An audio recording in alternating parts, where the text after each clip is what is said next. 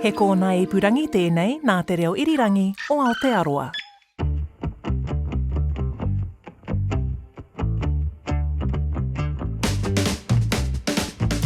Kia ora, Pilina Lau here from Culture 101. Every Sunday we talk movies with our regular cast of reviewers, and this week it's Michelle Langstone covering off The President's Cake, a Cannes Camera d'Or winning debut from Iraqi director Hassan Hadi. The North, a Scottish Highlands walking film about two old friends reconnecting after a decade apart. And Thrash, Netflix hurricane shark film. Let's get into your list. I love the variety you've got today. It's an eclectic mix. An eclectic mix, something for everyone. Your first on your list is a film that's in cinemas now, in selected cinemas. This is called The President's Cake, directed by Hassan Hadi. And this is about a young Iraqi schoolgirl who's tasked with baking a birthday cake for Saddam Hussein. And this is against the backdrop of sanctions and the conflict of the Gulf War in the 90s. This won the Camera d'Or at Cannes last year, so it's done very well. But let's hear a clip. Now, this film is subtitled in Arabic, so here's a clip of an interview in English with the film's director on the inspiration for the film. In my childhood, I grew up in the middle of sanctions, so there was a limited access to food and medications. But as kids, I remember in the school, we were forced to do parades for Saddam and celebrate his birthday. And those moments are still very much vivid in my mind and served as inspiration for writing the script. I very much depended on my memories growing up in Iraq and my experience of seeing people selling all their valuables in order to afford living daily. That's basically where the inspiration for the film came from. That's the director of The President's Cake speaking there. What did you make of the film? Oh, it's such a profoundly moving film and a really revealing one.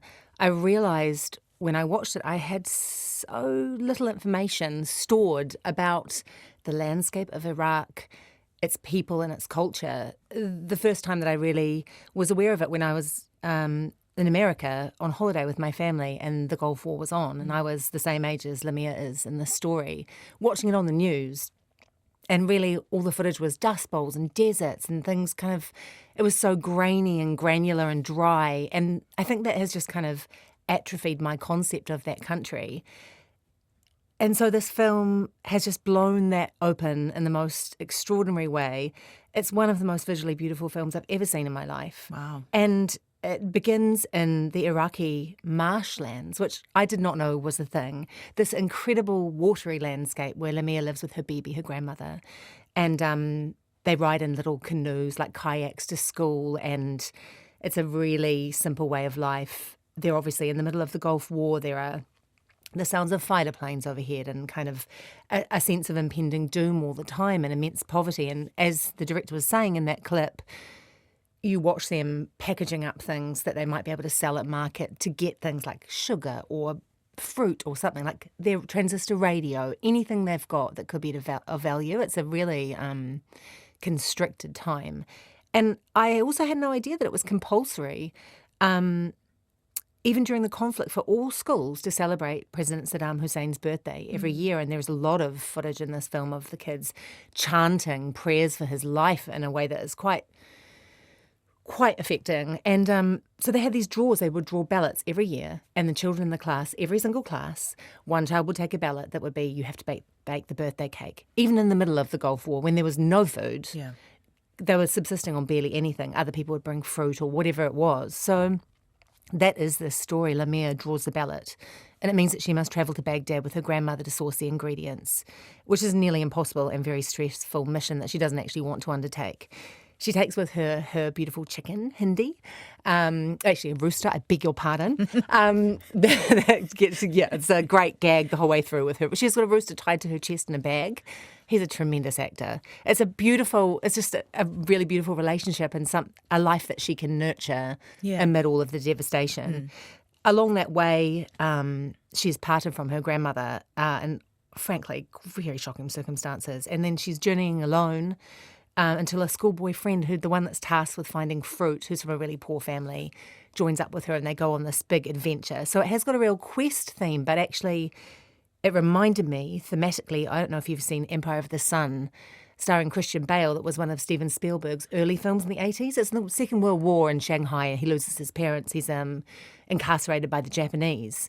And it's that war through the eyes of children is, I feel, the most effective way always to convey horror, because it is always balanced with their innocence and what they understand with what is superimposed around them. So there's immense gravity in that, but there's also room for humour and misunderstandings, and the film is really rich with all of those things. It's really is such a beautiful, affecting film, and at times extremely disturbing. Some of the people that Lamia meets are frightening and threatening. Some of them are really funny and loving and gorgeous. It's just culminates in an ending to the film that calls back to a game Wesley played at the very beginning, and it honestly, I should have expected it, and I should have seen it coming, and I didn't. And it shocked me so profoundly and really, really upset me. And I realised in that moment how so inside the world I was, and so inside her lens on the world, that I just hadn't accounted for this one threat that had been hanging there all the time. And so the end of the film is just a sucker punch. It's a really whole, perfect offering of a film. And just sublime casting. The two children who are the leads are imbued with that. That she reminds me actually of Keisha Castle-Hughes in Whale Rider, where you just see the world happening to her, and that wide open gaze that children have where there's no acting required. They're just receiving information from their landscape, and it's just so beautiful and affecting. Yeah, it's a gorgeous film. It's so... Iraq is such a beautiful, remarkable country, and magical and scary and alive with threat and the idolatry of the regime. It's a really timely film, given what's happening over there at the moment. Yeah, remarkable. Okay, that's The President's Cake in cinemas now. Your next film on your list is called The North, and this screened as part of BIFF, which is the Brit and Irish Festival, last year. You didn't see it there, but you've seen it now. And this is about two old friends, two old pals reconnecting after 10 years of elapsed friendship, and they're traversing 600 kilometres of the Scottish Highlands together. Let's have a listen to a clip. Did you do the whole walk together? Where's that? Switching around. You slept in the same tent? Wow. You must be really close or hate each other. What's wrong with me? You tell me, what's wrong with me? You tell me.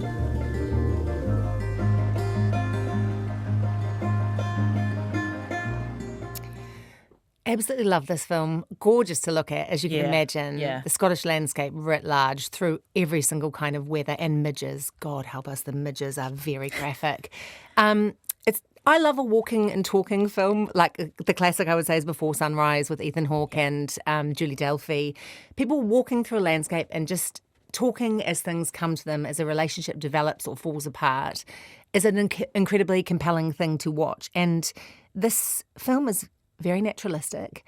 It probably has the sparsest script that I've had in a long time. There's so little dialogue, but it is so laden with subtext, what is there. Interesting. Yeah, and it allows the relationships to live in the silences there, and it's very engrossing, and you end up, there are often these panoramic wide shots where you will watch these figures in the landscape and just the tiny aspects of their body, attitudes of their body, yield story beats in such a profound way. I found it, I was like, initially I thought, how are they going to sustain this? Like, it's going to get a bit ploddy. And it really didn't. It was riveting, because your physicality, I think, in a landscape like that, doing that task, which these actors did, walked it as they did it, it's so, you just sort of the sparse bare bones of your getting through it. So your body tells so much of the story, and it's, so all the injuries they get and the problems with the tent and the arguments and the lack of food and going apart and coming back together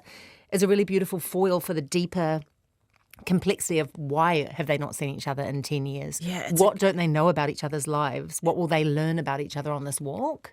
A great vessel for that. And also, like you say, not much dialogue, which I think, that surprises me to hear that, because you think, okay, well, two friends connecting after 10 years, there'd be so much to catch up on. But obviously it would depend on how it all fell apart in the first place and now how they're coming back together. And you get a little clue at the very, very beginning, and then you see them for the first time, and they're incrementally through it. You get these tiny threads of what each of them are doing, and there's one really great moment where one of the friends finds out a sobering truth about the other, a very serious truth, through a casual exchange that friend has with another tramper, and it's kind of thrown away and not told to him, and it opens up these crevices between them of, oh, I don't know this. Our mums hang out. They're hanging out right now, but I don't know you've been through these things. And I just do enjoy watching men not being able to talk to each other and actually desperately wanting to, but it's just... They're trying. It's hard.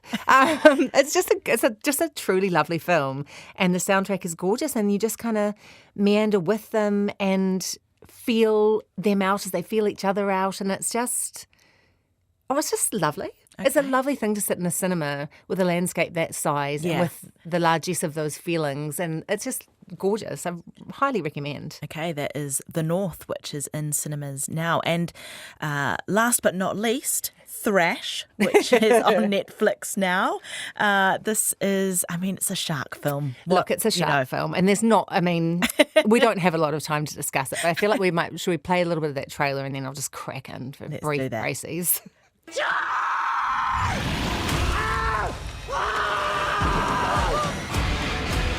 There's no people, no car. Just a little bit away. Sharks on the loose. In the category 5 storm. Let's move. Push.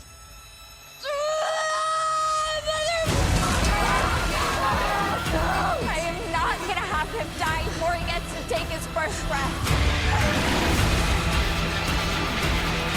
Here they come! Bet you never saw this on Shark Week.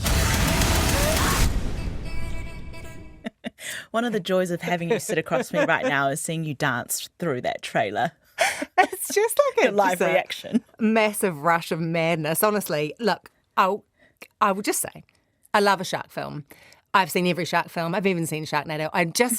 Because Jaws is the gold standard. Yeah.